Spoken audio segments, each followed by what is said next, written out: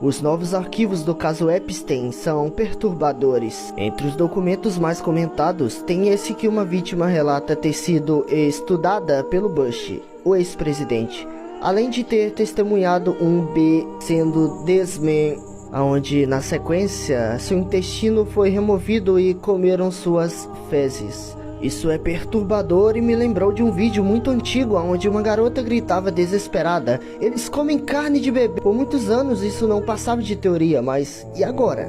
Além disso, outro e-mail revelou que o Epstein via pornô futanari de FNF, além de ser fã do gênero Yuri. Pois é. Jeff também foi banido da Xbox Live em 2013 por acusações de assédio e abuso. Esse vídeo recente é perturbador e mostra Jeff perseguindo garotinhas na sua cozinha. Nem quero imaginar o que houve com elas. Jeff, em uma troca de e-mails de 2009, comentou: "Adorei o vídeo de torto".